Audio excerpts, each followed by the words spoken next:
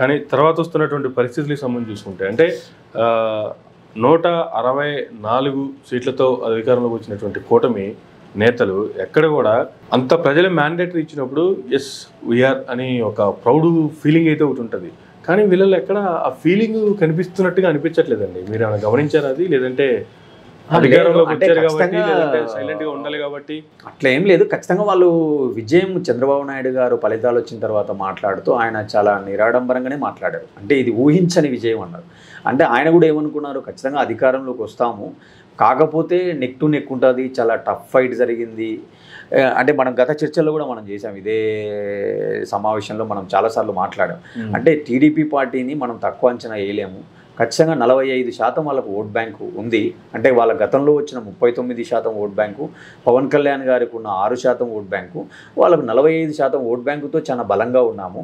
అటు ప్రభుత్వ వ్యతిరేకత, ప్రజా వ్యతిరేకత, ఉద్యోగుల్లో వచ్చినటువంటి కొంత అసంతృప్తి, ఈ ఇసుక పాలసీ అనండి, లేదా తర్వాత ఈ అంగన్వాడీలు లేదా ఇట్లాంటి కొన్ని సమస్యల వల్ల కొంత మధ్యతరగతిలో ఈ సంక్షేమ పథకాలపైన వస్తున్నటువంటి వ్యతిరేకత, సో ఇలాంటివన్నీ నాకు ప్లస్ అవుతాయి అనేటువంటి కోణంలో ఆయన రాజకీయం చేశాడు. ఆ దిశగానే వాళ్ళ అడుగులు పడ్డాయి.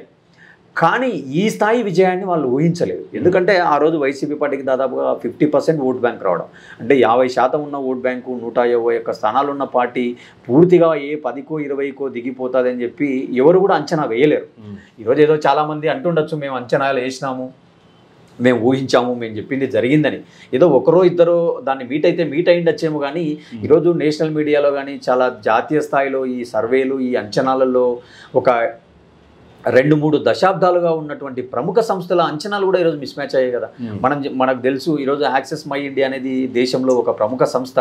వాళ్ళు ఏం చెప్పారు, పార్లమెంటుకు 2 లేదా 4 స్థానాలు అయితే జగన్మోహన్ రెడ్డికి రావచ్చు అని చెప్పారు. కానీ అసెంబ్లీలో 71 నుంచి 81 వస్తాయని చెప్పారు వాళ్ళు.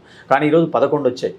అదేవిధంగా టైమ్స్ నౌ కానీ లేదా మిగతా సంస్థలు కానీ చాలా సంస్థలు కూడా ఏం చెప్పాయి, ఖచ్చితంగా చంద్రబాబు నాయుడు గారికి అధికారం వచ్చేటువంటి అవకాశం ఉన్నప్పుడు ఏదో 120 రావచ్చు, లేదా వీళ్ళకు కూడా 90, 80 రావచ్చు, లేదా వీళ్ళకు 70 లోపల రావచ్చు అని కూడా ప్రముఖ సంస్థలు చెప్పాయి.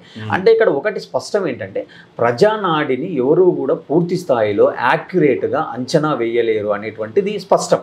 ఈరోజు మనం ఆరా సంస్థ గురించి కూడా మనం మాట్లాడుకోవాలి ఈ సందర్భంగా. వాళ్ళకు కూడా ఎంతో కొంత ఈ ఉమ్మడి ఆంధ్రప్రదేశ్లో వాళ్ళకు ఒక క్రెడిబిలిటీ ఉంది. అంటే గతంలో తెలంగాణలో కాంగ్రెస్ రాబోతుందని చెప్పడం జరిగింది. అంతకుముందు ఉప ఎన్నికల్లో కూడా వాళ్ళు ఇచ్చినటువంటి అంచనాలు నిజమయ్యాయి. గతంలో కూడా వైసీపీ రాబోతుందన్నట్టు అంచనాలు రైట్ అయ్యాయి. కాబట్టి ఆ సంస్థ కూడా ఈరోజు వాళ్ళ అంచనాలు కూడా మిస్ మ్యాచ్ అయ్యాయి. అంటే ఇక్కడ ప్రజానాడిని ఎవరు కనిపెట్టలేదు. అంటే ప్రజల్లో ఎంతో కొంత ఎవరికి పసగట్టలేనటువంటి ఒక వ్యతిరేకత ఉంది.